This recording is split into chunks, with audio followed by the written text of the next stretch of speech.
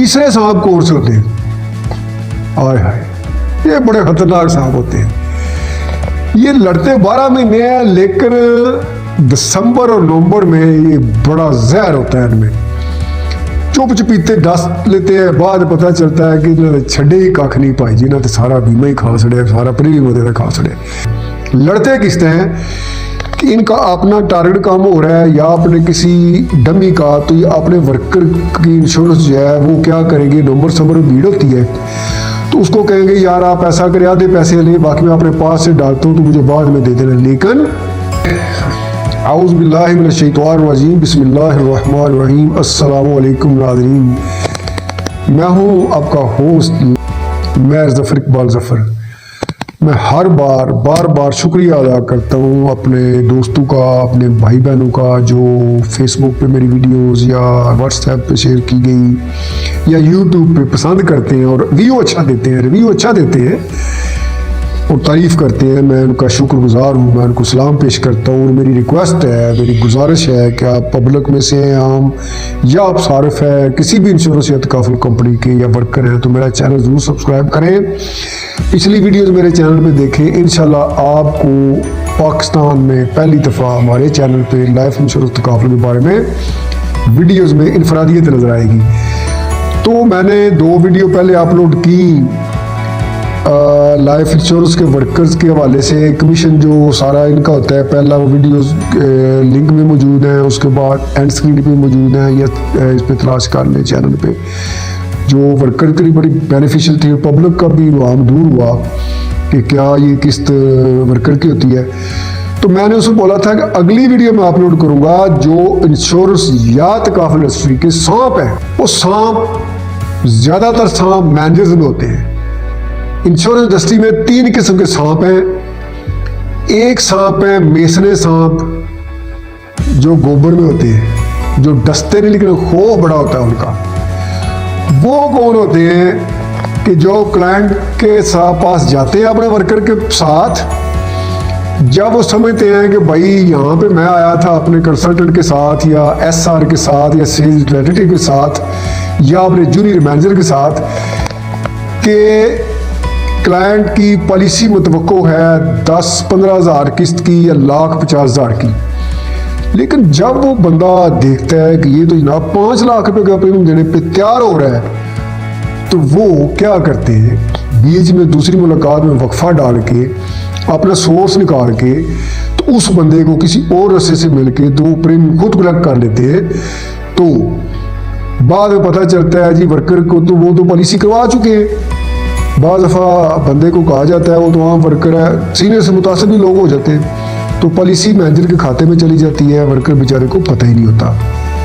या दफ्तर में उसको क्लाइंट आता है, वो दफ्तर में मौजूद है, मैनेजर साहब अपने खाते में पॉलिसी डाल लेंगे। ये हो गए आम सांप। एक जहरीले सांप होते हैं, काला सांप कह लें, या जिसका जहर जो है जिसके कांटे का पानी नहीं मांगता, वो सांप है कि जो कोई वर्कर है उनका बड़ा मुखलस, जितना उसके साथ जो वर्कर मुखलस होगा उतना बड़ा उसको वो डंक मारेगा।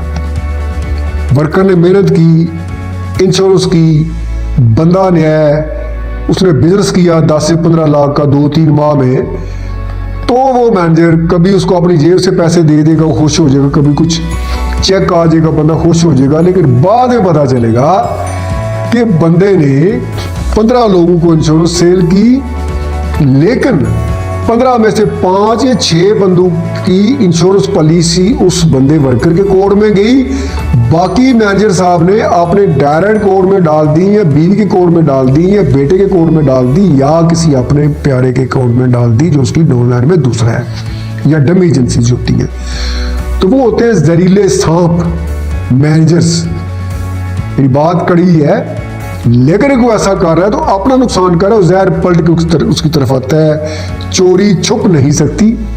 जब वर्कर्स को पता लगता है तो वो लाजमी वाला करते हैं, लेकिन फिर बेचारे खामोश हो जाते हैं। तो मेरी इंश्योरेंस के वर्कर्स से गुजारिश है, बेशक आपका सगा भाई माँ जाए भी आपका मैनेजर है, जितने भी तलक वाला है, जब आप उसके साथ इंश्योरेंस इंडस्ट्री में एज ए वर्कर ज्वाइन करते हैं तो जब रसीद आती है तो उसका आप पूरा पैटर्न चेक करें, उसके ऊपर क्या आपका कोड नंबर लिखा हुआ है। अगर आपके कोड में आपकी डॉलर में इंश्योरेंस गई है तो आपका कोड नंबर वहां पे लिखा हुआ, नहीं लिखा तो उसी वक्त मैनेजर को जाकर पूछे ये क्या किया है, या किसी सीनियर को बताएं उससे बचने के लिए। तीसरे सांप कोर्स होते हैं, हाय हाय ये बड़े खतरनाक सांप होते हैं। ये लड़ते 12 महीने हैं लेकिन दिसंबर और नवंबर में ये बड़ा जहर होता है इनमें। चुप चपीते दस लेते हैं, बाद पता चलता है कि छड़े ही कख नहीं पाई जी ना, तो सारा बीमा ही खा सड़े, सारा प्रीमियम वगैरह खा सड़े। तो एक होता है लुंडा सांप जिसके पीछे दोमनी होती, वो उसको आमतौर पर दो मुंहा सांप कहा जाता है। लोग समझते हैं कि दो मुंह है, हालांकि उसके पीछे दोमनी होती। वो जमीन में रहता है सारी उम्र, लेकिन सावन और भादों में जब शदीद गर्मी नीचे पड़ती है, जमीन में एक अबस होती है तो बाहर निकलता है। वो जब गुस्से से डसता है किसी को तो बहुत ज़्यादा होता है उसमें। तो ये जो इंश्योरेंस रस्सी के सांप हैं, मखसूस किस्म है इनकी, नवंबर और दिसंबर में लड़ते हैं। लड़ते किस तरह कि इनका अपना टारगेट काम हो रहा है या अपने किसी डमी का, तो ये अपने वर्कर की इंश्योरेंस जो है वो क्या करेंगे, नवंबर दिसंबर में भीड़ होती है तो उसको कहेंगे यार आप ऐसा करे, आधे पैसे ले, बाकी मैं अपने पास से डालता हूँ तो मुझे बाद में दे देना। लेकिन वो इंश्योरेंस अपने कोड में डायरेक्ट डालेंगे या अपने डमी एसआर या किसी नीचे वाले मैनेजर के कोड में डालेंगे उसको प्रमोशन के लिए, उसकी प्रमोशन के लिए।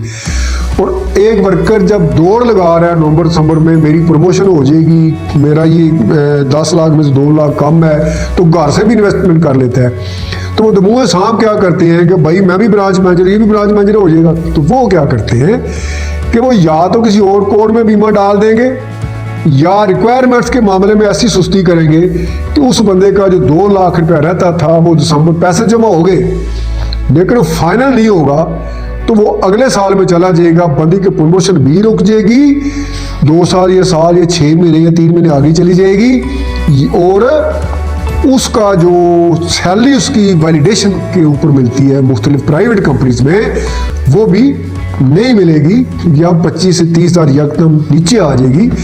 लिहाजा नवंबर और दिसंबर में वर्कर्स हैं या मैनेजर हैं, मेरी आपको रिक्वेस्ट है, आपको मशवरा है मेरा कि अपनी हर रिक्वायरमेंट पहले पूरी करें। मैनेजर लगा रहे जल्दी ले, फॉर्म ले, पैसे लाए, जमा करें, वक्त काम हो रहा है, लेकिन नहीं। सबसे पहले रिक्वायरमेंट्स क्या क्या चाहिए।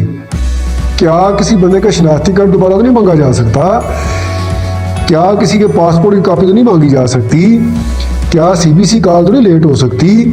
तो ये सारी चीज़ें मद्देनजर रख के सारा बंदोबस्त पहले करके फिर पेमेंट खुद जमा करवाएं और उसकी रसीद लें, उसके ऊपर आपका कोड नंबर हो। फिर दिल्ली सीनियर्स को, उससे सीनियर को, ब्रांच अफसर को या पॉलिसी होल्डर सर्विस को बार बार पूछे कि क्या मेरा केस फाइनल हो गया, कोई रिक्वायरमेंट तो नहीं है। तो मेरी ऐसे लोगों से गुजारिश है, हमारे भाई हैं इंश्योरेंस इंडस्ट्री वाले, अगर कोई मैनेजर ये कर रहा है तो खुदा रहा अपने वर्कर पर, उसके बच्चों पर, उसके मुस्तकबिल पर, अपने मुस्तकबिल पर भी रहम खाएं, क्योंकि इससे आपका वक्ती फायदा तो मौजूद है, देर का फायदा नहीं है। इससे लोग इंश्योरेंस इंडस्ट्री से मुतनफर हो जाते हैं, लोग छोड़ जाते हैं। फिर जब कोई बंदा उनके पास जाता है भाई मैंने इंश्योरेंस में भर्ती हो गया और नाम ही ना ले, नाम भी ना लेने इंश्योरेंस में, ये ठग है, ये फ्रॉड ही है, मेरे साथ में फ्रॉड लगाया और बजाय